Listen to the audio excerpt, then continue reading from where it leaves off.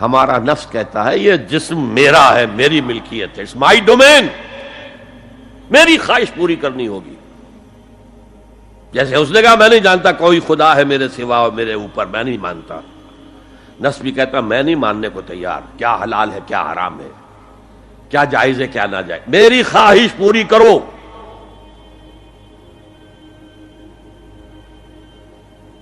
اس کے خلاف جہاد، یہ پہلی منزل کا جہاد ہے.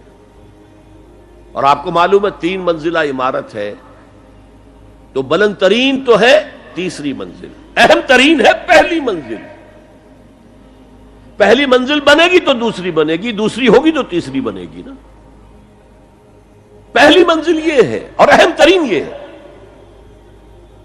اسی لیے مولانا روم نے کہا نفس ماں ہم کم ترس فرعون نیست، میرا نفس بھی فرعون سے کم نہیں ہے، لیکن ایراعون نیست، اس کے پاس لاؤ لشکر تھا، اس نے زبان سے بھی کہہ دیا تھا انا ربکم الاعلی، میں ہوں خدا. میرا نفس بیچارہ اس کے پاس کوئی لاؤ لشکر نہیں، زبان سے تو یہ کچھ نہیں کہتا، اندر یہی کہتا میں بادشاہ ہوں اس وجود کا، میری مرضی پوری ہو. تو اسٹرگل اگینسٹ دس بیسر سیلف، ایک سیلف ہے اونچی سیلف، خودی، انا، ایگو، اور ایک ہے یہ بیسر سیلف، حیوانی جبلتیں جو اندھی بہری ہیں، جو حلال اور حرام سے انہیں کوئی غرض نہیں، ان کے خلاف جہاد کرنا. آپ نے فرمایا صلی اللہ علیہ وسلم المجاہد من جاہد نفسہ، اصل مجاہد وہ ہے جو اپنے نفس کے خلاف جہاد کر سکے. تمہارے اندر یہ دشمن تو بیٹھا ہوا ہے، تکڑا ہے، تمہیں کنٹرول کر رہا، چلے آؤ باہر کے دشمنوں سے جہاد کرنے کے لیے. تم نے ٹانگے کو گھوڑے کے آگے باندھ دیا. اور ایک دفعہ حضور سے پوچھا گیا ای الجہاد افضل یا رسول اللہ، اے اللہ کے رسول سب سے افضل جہاد کون سا ہے؟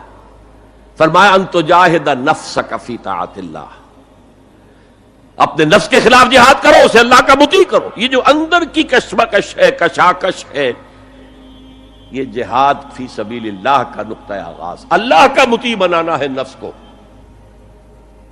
اس کے ساتھ 2 سب لیول اور ہیں.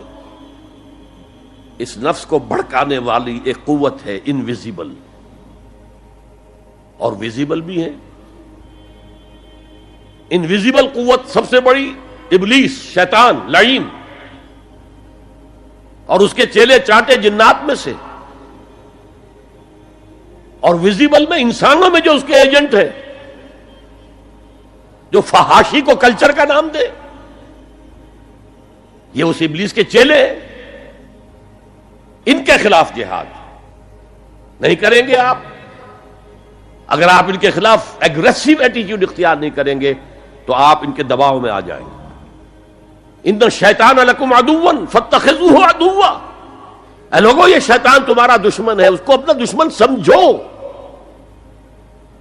وہ تمہیں سبز باغ دکھاتا ہے، بدی کو مزین کر کے دکھاتا ہے، اچھے اچھے نام اس کے رکھ دیتا ہے، اور تمہیں آمادہ کرتا ہے بدی کے ارتکاب پر. نہیں، وہ تمہارا دشمن ہے.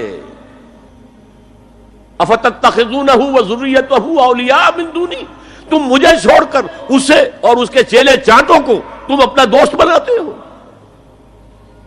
نہیں، شیطان کے خلاف جنگ کرو. اور تیسرا اس پر سب لیول کیا ہے؟ معاشرہ اگر بگڑا ہوا ہے، اس کا عمومی رجحان برائی کی طرف ہے، تو سوشل پریشرز آپ کو ادھر دھکیلتے ہیں. جیسے کہ اگر کوئی موب جا رہا ہے تو اس کے ساتھ چلنا تو بہت آسان ہے، وہ خود ہی آپ کو دھکیلتا ہوا لے جائے گا. اس کے خلاف چلنا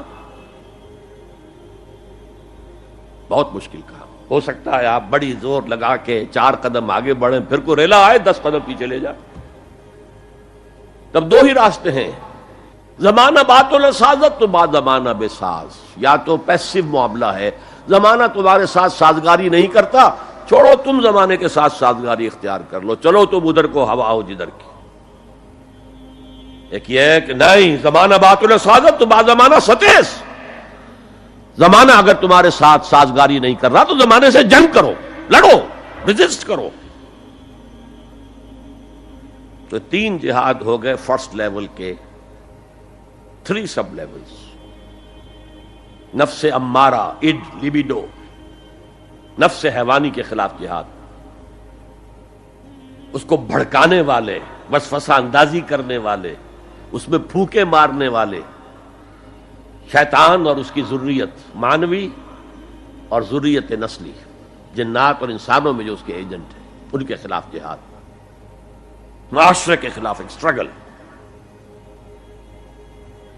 اب یہ 3 جہاد آپ نے کر لیے، اللہ توفیق دے ہم میں سے ہر ایک کو، تو اب یہ جہاد آپ کے جسم سے باہر نکلے گا، خارج میں آئے گا۔